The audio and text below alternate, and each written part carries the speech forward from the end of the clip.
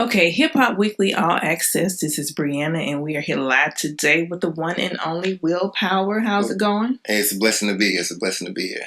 Welcome to Hip Hop Weekly Radio. Introduce yourself. I'm Willpower, Statesboro, Georgia, Atlanta raised, I'm here. I'm happy to be here with y'all. Okay, all right. So let's get into it.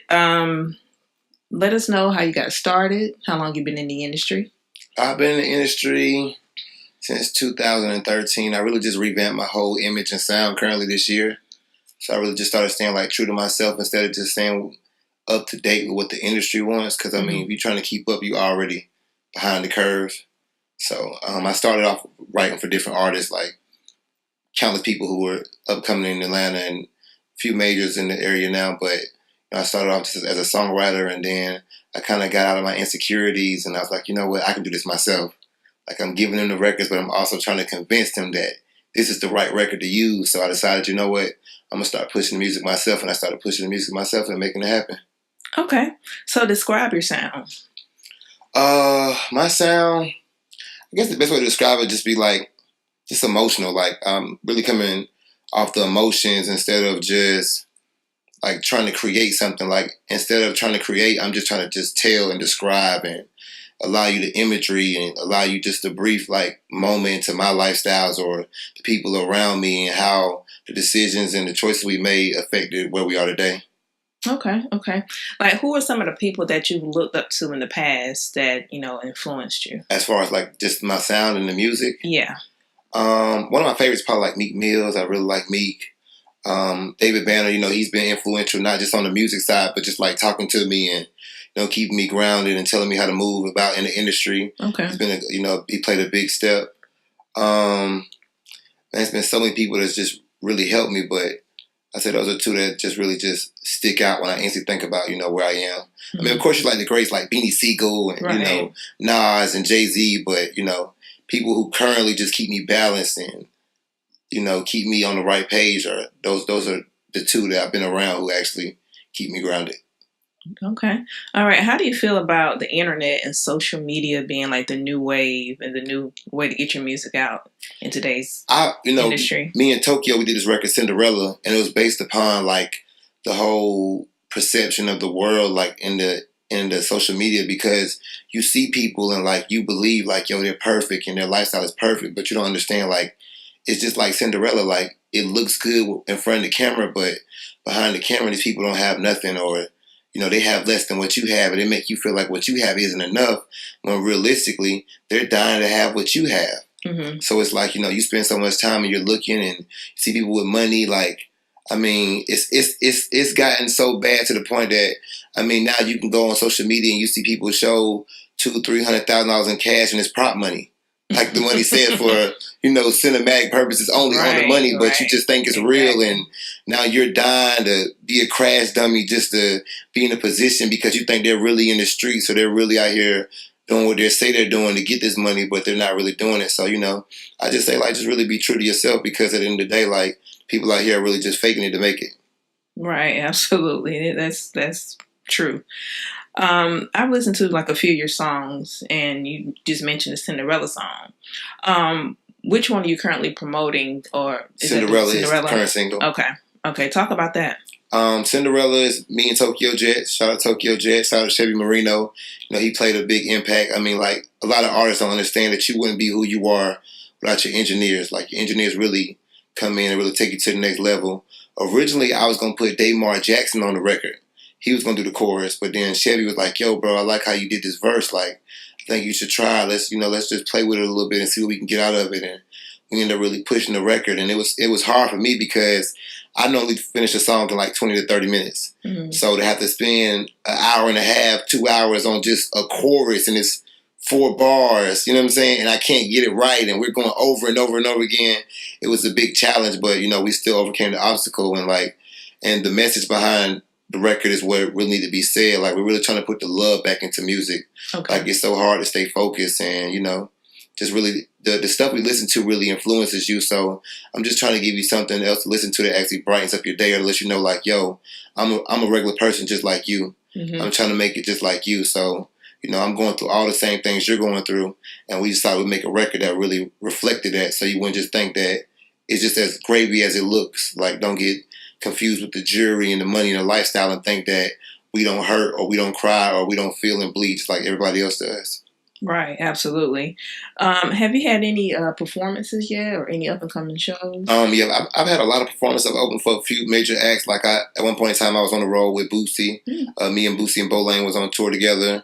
I've opened up for like Jeezy and just different people. But we like I said, we just revamped the whole image. So we're just taking the time to really like figure out what's the right person to align ourselves with and the right people to be with. Because you don't want to go on the road with a trap artist and you're making records that are totally different. You're R&B, so, and you don't want to be with somebody who's just strictly R&B, but at the same time, some of your records are up tempo. So you want to make sure that it's the right bond, it's the right network. But me and Tokyo, you know, we're talking right now. Her people, my people. We're talking about possibly putting something together on the tour. A few other artists like Day Day, Young Boop.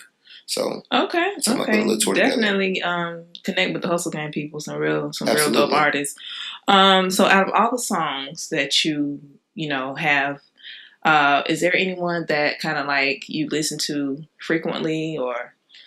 I mean, I'm heavy on the Cinderella record. I do love the Cinderella record. But that's your favorite right now? But I think it's one I haven't put out that's called Excuses. Okay. That we're preparing to put out maybe the next single or the one after that. But that's like your second favorite? Man, Excuses is the one. Like, Excuses is the one. Because it's that male perspective where you're talking to a female and it's like, yo, I could have made every excuse of why I did what I did, but instead I just manned up and just accepted what came with it. So it's a big record. It's going to be one that's going to come hard when it comes out. Okay.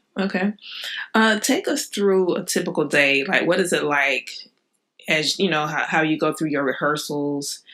What's a typical day like? How you prepare? I mean, for one, I'm a homebody. So, when I get up, I'm on, first I got to pray, I got to read, I got to meditate. After that, I always put on the music. I rehearse a lot in the kitchen or upstairs in the bonus room. I may, move around and rehearse like that.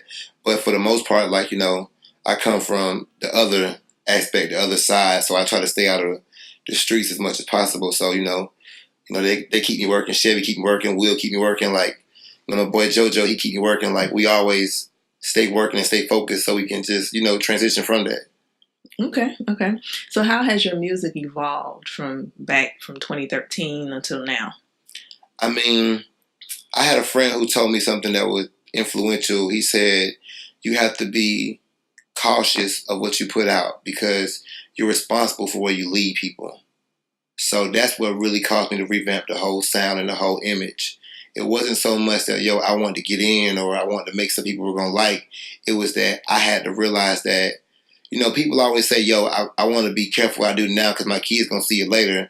But it's not so much that. It's like I want to be mindful of what I'm saying because my fans are going to listen to every moment, whether it's my past, present, or future, and they're going to think that it's okay for them to do it because the person they idolize is doing it.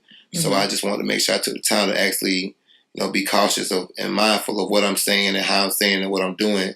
And also, the image that I put out and I portray. Okay. All right. What's been your biggest challenge so far as an artist? I think the biggest challenge is just like the level of trust with people. Got you. Because it's just so many ways you can do it, and it's just so many different hoops you can jump through, or it's just so many different ways you can connect with people. Like you can go the DJ route. I've been burnt that way. You can go the PR route and different routes to get where you're trying to get. But at the same time, like each part is important. When I originally came out years ago, I made money. We were on tour, but at the same time, people weren't necessarily able to match the name with the face. So like now this time, my PR app, she's on me heavy, and we come out and she's like, yo, we need to get these publications. We need to get you into people's face so they know who you are. So now I think it's more so like the hardest part and the most challenging part is just connecting with people and hoping they have the right intentions because you just don't know. Okay. And your publicist is definitely a great person. So at least you can see, the results on being, absolutely. It's a blessing. Posted on here and there and stuff like that. Okay. So give us some advice that, you can lead people with that's trying to, make it in this industry. Definitely have faith, and like you definitely got to stick with it. Like at one point in time, I used to believe like, yo, you need this, you need investors, you need management, you need so many things to get there. But what I realized is you have to do 100% of what you could do with what you have. If you don't have access to a studio but you got a phone, you should be posting every video you can, rapping over beats, whatever. If you have access to the studio but you don't have adequate management or financial help or investors, you should be going to work, hitting that studio, and just getting the music recorded so that when somebody comes and says, "Yo, I'm looking for a dope artist," that you have a product to present to them. Like you can't expect someone to put money behind a product that's still an idea. So I always say like, yo, maximize what you got because a lot of people will look at you now, but they're not in a position to actually pick you up and grab you up, but they're gonna come back and get you later because they see you still dedicated to the grind. So I say just maximize whatever you're doing at whatever stage you are.